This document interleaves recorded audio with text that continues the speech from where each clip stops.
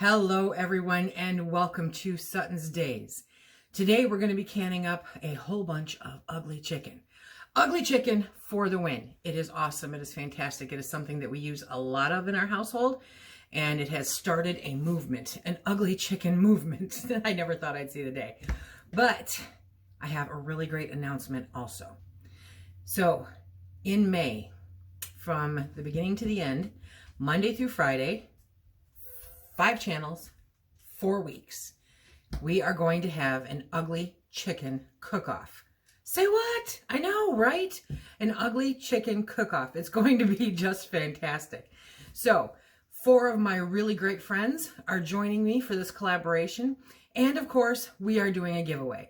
So definitely leave a comment on all of the videos. I will link to the channels down below that are participating. But let me tell you who is going to be in the ugly chicken cook-off. First, we have our Hodgepodge Homestead, really great people who are super creative, and I know that you're going to really enjoy their channel. So check them out down below. And then we have Jenny Goff. Yes, Jenny Goff is going to be with us too, another fantastic friend, and she does some really good cooking. Then we have my buddy, my pal, Linda from Two Lilu Creates. Oh my gosh, yes, really great stuff. Linda's a master canner. If you have that available in your state, I definitely recommend taking advantage of it. It's not a nationwide program, but you know, I digress. Anyway, and then of course, Linda from Linda's Pantry is going to be joining us also for this fantastic collaboration. The giveaway, you want to know about the giveaway? Here's what I can tell you. The giveaway is going to entail getting something from every single one of our channels. We are all going to be sending you something. It's going to be so much fun. Yes, we could have multiple winners, but we want this to really rock for one person. So we are going to have one winner. We are going to pick a random day from the days that our videos are out, and then we're going to do the random comment picker, and we're going to pick one lucky person from that video to win prizes. I always get asked, so I want to be sure to tell you that this is open for everyone, okay? If you are outside of the US, we may pull back a little bit and offer an Amazon gift card, okay? Because shipping is crazy, as you all know. So in order to make sure that everyone receives something, this is definitely open in the US and Canada. And if you're outside of that area there, then we will collaborate to figure out how to send you an equal amount of an Amazon gift card. This way, everyone can participate, everyone's included. In addition to that, there's a ton of really great ugly chicken recipes because this is a cook-off. We're throwing down the gauntlet. It's time. Let's make this rock. So I hope that you'll join us for that. I will put a link to the playlist down below. Definitely bookmark that playlist. Come back and check us out all the time because, like I said, every Monday through Friday for the entire month of May 2021, we are having this cook-off. Okay, so I hope that you really enjoy it. Now, today, we're canning up some ugly chicken. I need to restock some shelves here. Got to make sure that there's enough ugly chicken to get us through the year. Cleaned out the freezer, got it defrosted. That took forever. And now we are going to can up some ugly chicken. If you've never been with me during chicken canning before, ugly chicken, the simple description is ugly chicken is chicken that is raw packed, okay?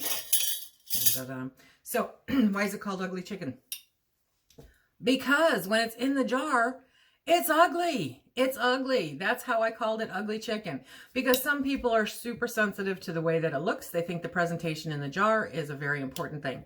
I think the food in the jar is a very important thing. So I prefer the food. And ugly chicken is awesome. It comes out completely cooked. Any of the liquid inside of it is the natural juices from the chicken. I mean, it's a win-win all the way. Make gravy out of that? Oh, my goodness. It'll rock your world, okay? Ugly chicken is a staple around these parts. We absolutely adore it, and I hope that you enjoy canning some ugly chicken with me. Let's get started. Okay, it's time to get busy and start cutting up some chicken. Now, when you're canning ugly chicken, like I said, it's raw packed chicken, okay? And so what I want you to do is not overthink it. Don't overthink it. The idea is to get it into jars. Now, I get it a lot of times people will say, hey, can I can I put in frozen chicken? Well, if you put in frozen chicken, and I'm going to show you here, okay? So what we're going to do is when we're packing the jars, you're putting in chicken and you're squishing it down. Let's see here. That's too much. Okay. And you're squishing it down and you're filling that jar and filling up as many of the air pockets as you can with chicken. So you adjust the pieces and the sizes that you use based on the space in your jar. So does it have to be all 1 inch? No, it doesn't. Okay, it just needs to be in there. And it needs to be 1 inch of headspace. Let me grab by the tripod and bring you down closer.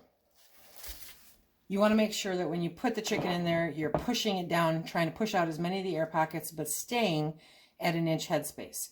1 inch headspace is very, very important. As you are pressure canning this, it will cook. That's what it's doing. It's cooking the chicken inside the jar. The juices that are in the jar will be the natural juices coming out of the chicken. Okay, so you don't want all of that to come up and out of the jar. You want to be able to have it stay in the jar and have it sealed properly. Very important. I have a lot of chicken here. I have a lot of chicken cut up. So we are going to be cranking right along. That's why I recommend that you do it with defrosted chicken. Okay. The general rule is that a pint equals a pound the world around. It's not real factual, you know, but it's pretty close. Now, what do I do with that skin? You don't have to can chicken breast. This is just what we prefer here. Sometimes it has the skin and stuff on it. I put that right in there because that is where the flavor is. The flavor is in the fat, just like with everything else. And so we want to try to retain as much of that as possible. That is a personal choice, 100% a personal choice. So you decide what works best for you and yours and what you prefer. Okay, but this is, it's ugly chicken. Yes, it is. Okay, so we're going to get that in there and push it down. Push it down. See how it pops back up again? So we want to cut one of these pieces a little bit smaller so that we stay at 1 inch headspace. Okay, so let's talk some more about that liquid, right? Some people say that, you know, oh my gosh, the liquid doesn't cover the chicken. It's not meant to. It is not meant to. It does not have to. It is perfectly safe to eat if the liquid that the chicken creates does not cover all of the chicken. So inappropriate. Does not cover all the chicken in the jar. Okay? We're going to have to, after all that, I got to make it smaller. So, don't worry about that. It is not an issue. Let's save issues for actual problems. So you just want to keep pushing that down. It's going to make inappropriate noises. Look at this. My mom's mason jar. And it's called Mom's Mason Jar. I love them. I love it when I find them because they're square. I wish that they would go back to making square mason jars. I just think they make more sense. But nobody asked me. Okay. So we are going to fill up all of these jars and get them ready to go into the canner. Now, do I add salt? No, don't add salt, okay? Look, you don't even have to cut it a whole bunch. You just have to cut it enough to get it into that jar. That is it. So don't make yourself more work than you need, because I think we all have enough work to keep us busy for a good long time. Okay, so we're going to keep playing with that and get it to where we have enough in the jar without having too much, right? Good. Okay, so we're going to keep bopping these around. Now, some people say, well, I want to add seasoning to the jar. Okay.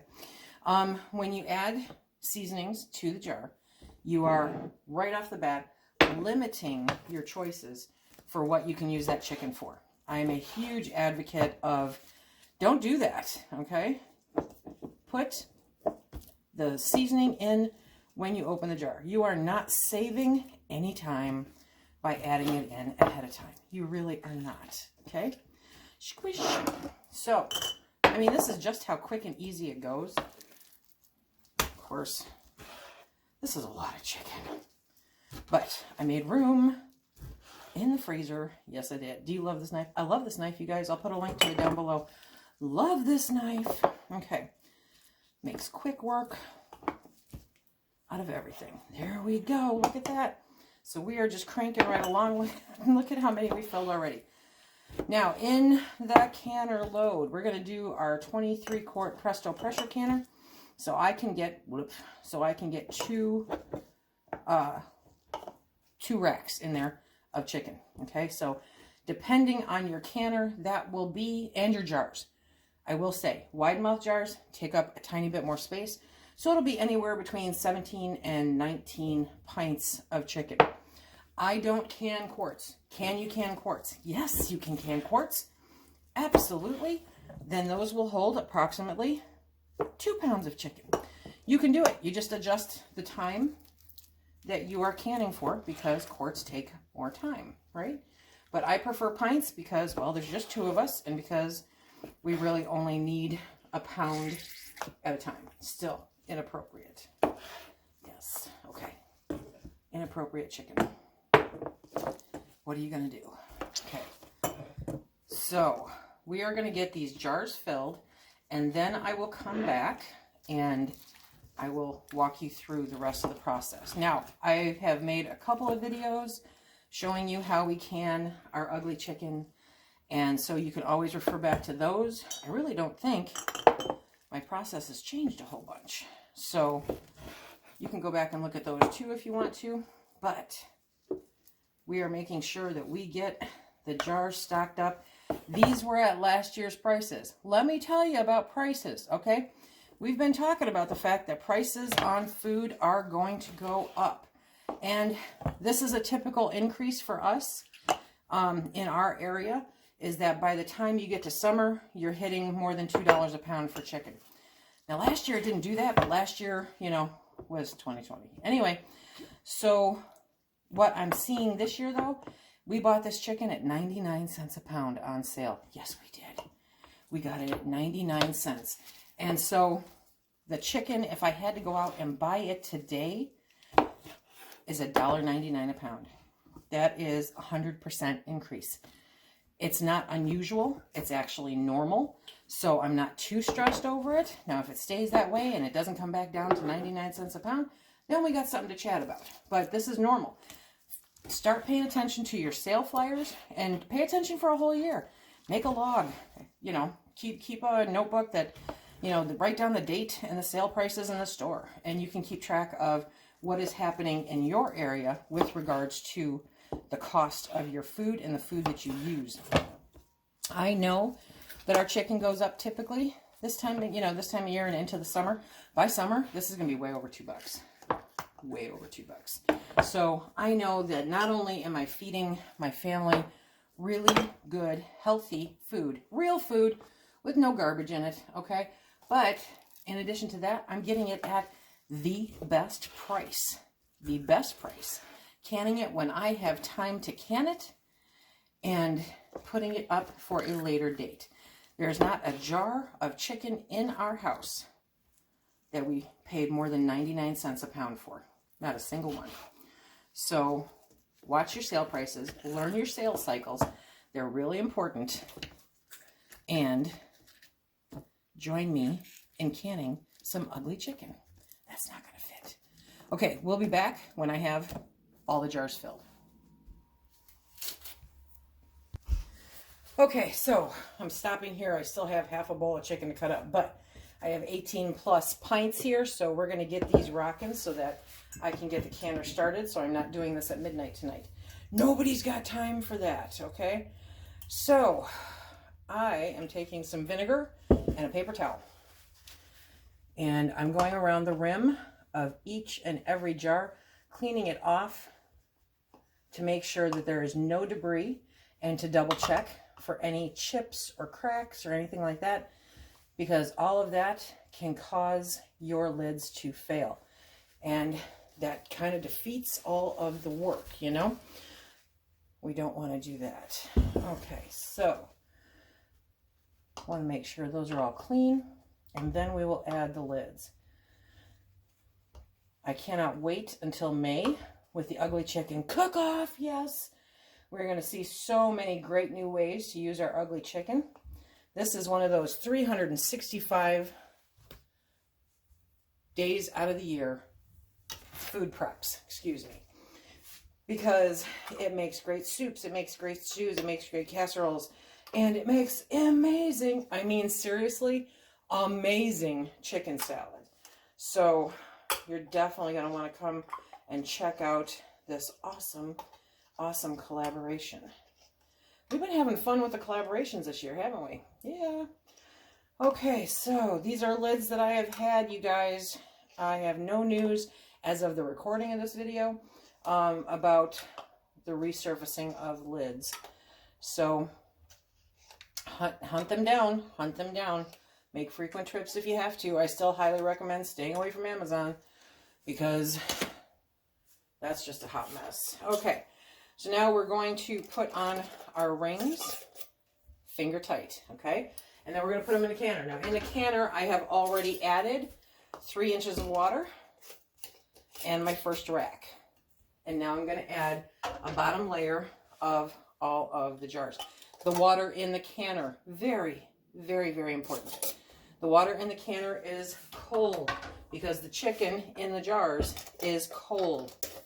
Seriously important. And that's another reason why I have 3 inches of water in the canner, because it's going to take a little bit longer to come up to temp to where it's pushing all the steam out.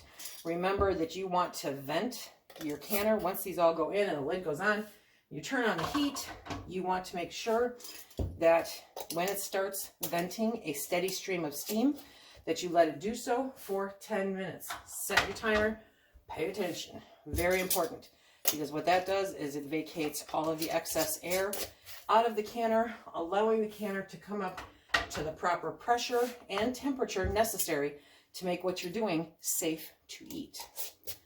Okay, so can I get one more in there? I don't think I can get Mom's mason jar in there. I just love those square jars. I've started a collection. I actually have an entire case of quart jars. They don't make them anymore. It's really a shame. I don't like the way that one feels. Okay, so, and you'll notice some of my rings look a little more worn than others. That's because, just like my jars, I buy all of my jars and stuff used. So, with the exception of the really amazing gift that some subscribers sent me, most of my rings look like they have been through World War III, and they're still perfectly fine to use. As long as you can get them to screw on there properly and they work, they are fine. They absolutely are. So don't stress out. They are a tool. All tools do not look brand new. If they look brand new, they're probably not being used. Kind of like these ones. These ones are brand new. They came out of a case that someone had given me. Brand new jar, or brand new lids. It's a great thing. Okay, how many am I gonna? I might have to do another one. Let's see. Okay, and because, as you saw, chicken is not something to mess with, you guys. It can make you sick. Okay, so as you saw earlier, I had the chicken up on the cutting board with me, so it got stuff on the bottom. When I moved him over to the towel, now that stuff is sitting on the towel. So when it is time, I will be... Yeah, I still don't like the way it works, so I'm going to get rid of it. Okay, I will be removing this towel, replacing it with another one, because I don't want any kind of crazy cross-contamination, because that's gross. Okay, we have our second layer on there. Let me grab the lid. Do I have the lid? Yes, okay. So, I'm telling you, getting pretty adept at this one-arm thing, and the minute I say it, psh, yeah, here we go. Okay, so... we're going to get that on there, and then we're going to turn on the heat. Now, a lot of people say, what number? What number are you putting it on? I don't have numbers, you guys. There's no numbers, okay? So, I don't do that. Every stove is going to be completely different, so don't count on that. Find your sweet spot. But right now, I've kind of got it on high. I'm going to let it come up to temp. I'm going to let it get to the point where it is venting a steady stream of steam out of here. And then we will start our timer for 10 minutes. Okay, so as you can see, I've gotten a bunch done. This is my second load out of, or my third load out of 3. There we go. It's that new late night math. Okay, so now we're going to start pulling them out. And we have some bubbling ugly chicken. So good. We are going to let these sit overnight, and then we'll check them in the morning, make sure that they've all sealed. There we go. Good, good stuff. Okay, let me get that rack off. Okay, now we'll get the bottom row. And this batch was about half wide mouth jars.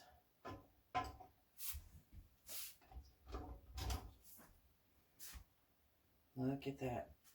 Now some people prefer wide mouth jars. They say that they're easier to clean when you're dealing with things like meat or beans, that kind of stuff. These are popping. But it really is a matter of preference.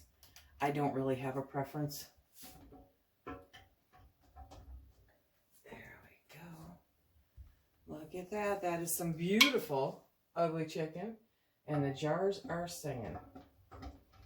Okay, remember that in addition to the collaboration, if you're looking for some ideas on how to use your ugly chicken, we do have a recipe collection in our Etsy store that you can check out. Let me bring you down. There we go. Look at that. Good, good stuff. Ugly chicken. Really a huge staple in our pantry. There's nothing like shelf-stable meat. Okay, so be sure to check out the collab. Begins May 1st right here at SuttonsDaze. And then we'll have the lineup for you and a whole bunch of really great, great recipes for using your ugly chicken in the Ugly Chicken Cook-Off. It's going to be so much fun. Okay, remember, if you like what we do here, please hit that like, subscribe, and share. Check us out on Instagram and Facebook. And until the next time, everybody, please be safe.